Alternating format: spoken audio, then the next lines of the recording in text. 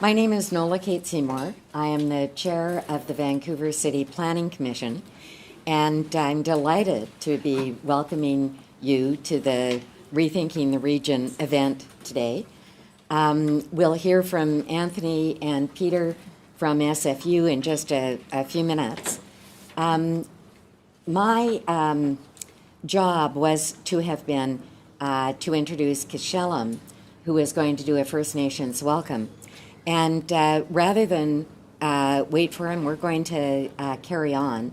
But I want to start by acknowledging that we're meeting on the unceded traditional lands of the Coast Salish people, including the Musqueam, the Squamish, and the Tsleil-Waututh. Also, my Indian name, my honorific Indian name, is Standing Tall Thunderbird Spirit Woman. So I feel like it's okay for me to say this. Although it was a Cree honorific name, so it's not from an unceded territory. The role of the Planning Commission is to advise the mayor and council on matters that affect the future of the city. When we started with Anthony to talk about jointly doing something for the Rethinking the Region, we actually realized that one of the big issues that we're interested in as the Planning Commission is public participation. And the irony that Greater Vancouver does public participation really well in comparison to other places in the world. And yet, boy, do we complain about it. So it seemed like there was a gap between people's visceral experience and what we actually talk about and do very well. I say that because I was the head of the International Center for Sustainable Cities, so I have seen the way local governments operate all over the world. So today's session is an opportunity to focus on what really works. We know that there are some case examples within the region and within the city and in Seattle.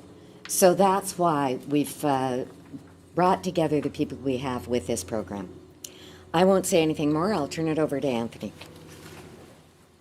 Thank you. Good morning, everyone.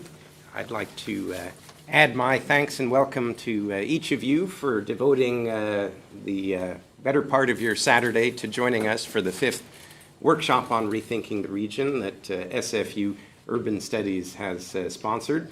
And in a moment you'll hear more about SFU Urban Studies, but let me just focus on the workshop goals and aspirations for today, and a few housekeeping or logistical matters as well.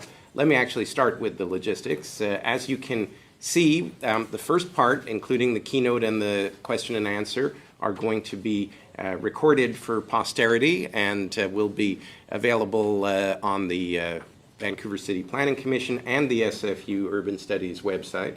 And that will include all of your participation if you have it, and occasional audience shots in the room. So if anyone is in the Citizen Advisory Protection Program then needs to be incognito, just keep that in mind that you are going to be publicly seen here. And that also means if you were planning to bootleg your own video of this event, there's no need because we'll have a professional quality one there. But feel free to tweet or otherwise communicate your thoughts about it as the day goes on. And also to share your thoughts with one another at the breaks and the lunch and in our discussions after the keynote and each panel.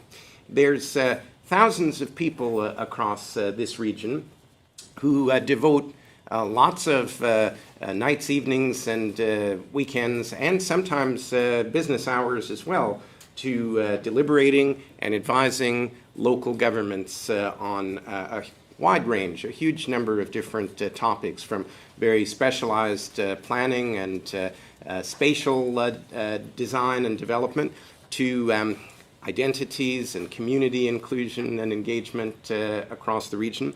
And it seemed to us, both at Urban Studies and at the Planning Commission, that taking a day to reflect and understand what we're up to and what we are aspiring to with this type of citizen advisory activity would be a good use of a Saturday in June. Maybe in July, not as much, but it's still not sunny out there. At least it's not raining. And we thought that today's reflections could help to get some perspective and think about how well it's working, this current model or models of citizen advisory input to local government, to think about who's involved, to think about the possibilities for making these bodies work better, to be more effective, to be more accountable, to be more representative, to capture the diversity of voices on local government that should be listened to in policy making, rather than just amplifying the ones that would otherwise make themselves known, even if whether or not there were these advisory bodies. So I hope that each of you will help us understand that better. We are taking a regional, Cascadia regional perspective. We have colleagues for the first time in history from the Seattle Planning Commission, our counterpart just down Puget Sound, joining us today, and you'll be hearing from them. And we also have the Department of Neighborhoods in Seattle staff joining us today. And we'll have a panel that may help, even by showing a contrast and differences in the way that similar issues are handled, might help us think about what we might do differently or better, or what we might keep that we like about the way we do things. So that'll be part of the effort. And of course, we'll have people across Metro Vancouver as well. This is located in Vancouver's City Hall, but it is not a Vancouver-centered event by any means. I hope that we will get perspectives from across the region.